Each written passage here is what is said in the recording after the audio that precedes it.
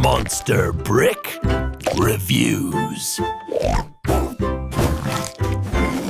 Here's a look at the forest cabin. We thought we'd start with a look at it with all the lights on. There's quite a few lights, so wanted to show them off. Here's one of them. It's a tiny little light brick. And let's turn it around. You can see on the inside, there's a lighting on the top ceiling that's down on the first floor. There's lighting also in the under the roof that lights under the second floor.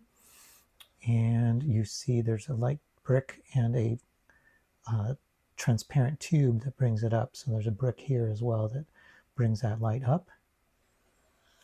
Another light brick here. And these light bricks actually have their own power source inside them, tiny little button cell batteries. And then here's that last one. And that's how it looks all the way around. Go to the back here. So you can see the interior lit up. And some of the upper floor lit up too.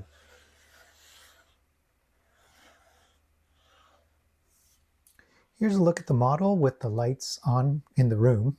And you can see this beautiful tree that's been built out. It has yellow and orange pieces through it, and it uses this reddish brown, and it even has this little stump that just ends right here, which is, I thought was really cool, pretty artistic. As we go around, let's move around. You see that there is a main front door right here that opens up, a little bit of an awning, really cool, some steps, and then there is a little mailbox here too, which is really nice. And that opens up. Let's see if we can do it. Oh no, we couldn't do it. But here's how it opens up. You can put a little piece of mail in there. And it has a little lamp there, which is not lit up for some reason. And a crossbow. Two little chairs, look like cozy places to hang out on the front step. And a mug to share between them. Orange cat.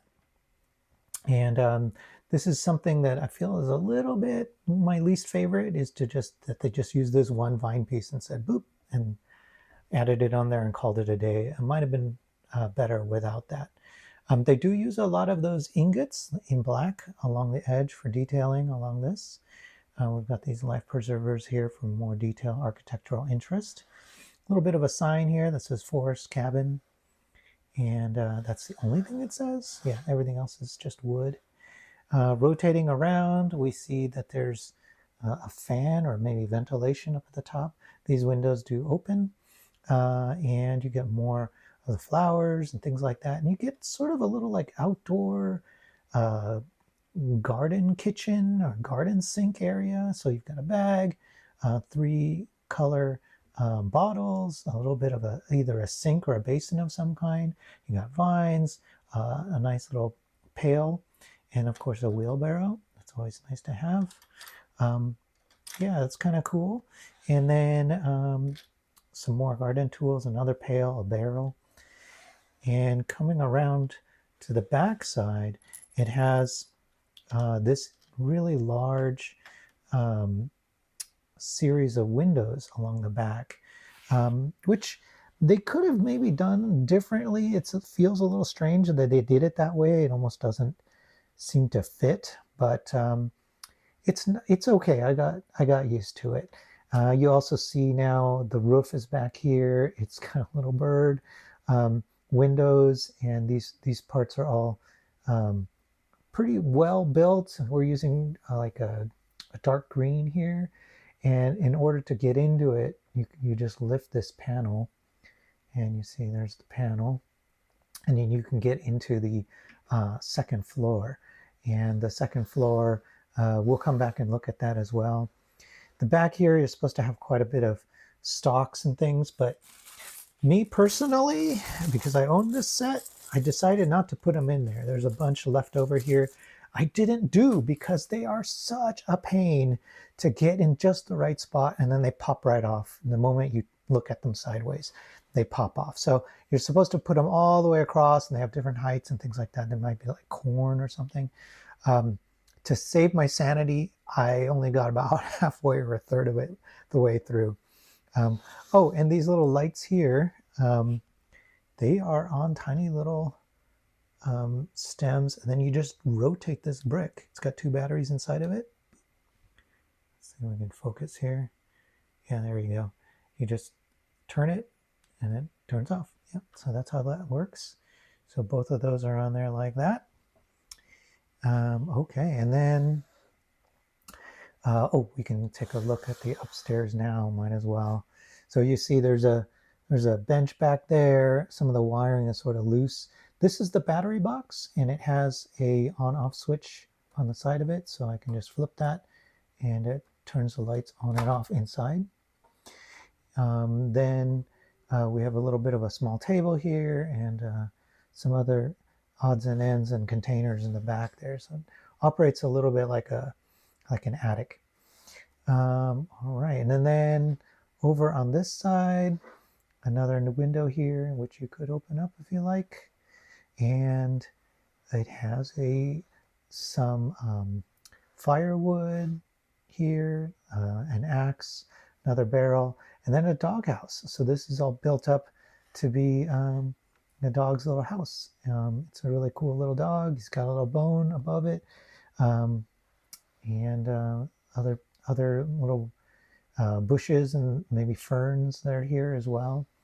And I like the way that they chose to have a bit of a story with the tree and the leaves falling. So the leaves are yellow here, orange and yellow here, but the ones that have kind of fallen on the roof are a dark tan and a light tan, just to tell the story that those are dead and they're faded. And same with the ones that have fallen to the ground. They are a dark tan and a light tan for the leaves. So I think that's nicely done. All right, now let's take a look at the inside. On the interior, just beyond the door, we have a lamp, and it's conveniently held up with a clip along the side there. I'm not sure what this is. Maybe it's a, yeah, I'm not sure what that is. It's supposed to be all in black right there. A couple of sticks on the table there. This is the back side of where the firewood is. You can see here there is a dark brown bookshelf with a couple of drawers. You have our main table setting there with 2 dark brown chairs. Got a transparent red cup, pie, and some maybe pastries or muffins, something sweet to eat. And right behind that main wall, we've got a barrel with a little knob to get that liquid out of there. Another transparent red mug. We have a fireplace with trans orange cheese slopes and pieces inside to be your fire and your embers. We've got the fireplace, and this continues through all the way up through the 2nd floor. And then over here we have stairs. They go straight up to the 2nd area. And this has an opening on the 2nd floor to come through, so your little figures could go through it. Doesn't come with minifigures, but you can use your own. And then under the bed, that's where you sleep. So it's got a sand green, like a comforter with a printed piece for the pillow. So you can see there that that's a pillow. And yeah, that's pretty much the interior. Kind of plain. There is a lot of brown. So I hope you like brown, because there's a lot of brown with this particular set. And something interesting they did, I've never seen this before, but they included colored tiles with printed guides for which color is which. So we've got reddish brown, we've got dark orange, medium nougat, and dark brown. And they print them on that. They print white text on the actual colors as a guide. So as you're building it, you're like, if you get lost and you kind of can't figure out which is which in the instructions, you can use this as a guide to help you out. So I thought that was clever. It was nice of them to do that. These are all individual pieces. I just put them on my own um, plate. But yeah, that was nice of them to include that. Final thoughts. I do think that this is a good value for what it is. You get quite a few pieces, 2,234 pieces, and you kind of need that many pieces to build a full structure. That's why with so many of like the Lego sets, you only get a facade, but here you get a full 360, and you get an interior and you get lighting. It's a really good value. But there are trade-offs, right? Like some of the pieces are going to snap off. Some of the, as you're picking this up, even I kept having to fuss with this because these are not held in very, very well. These plates that make up the ground. So if you go to pick it up, those little plates, they want to pop right off immediately. The other areas where they had to cut some corners are things like the roof and how it's built. Not as strong as it could be, and it can be difficult to line things up.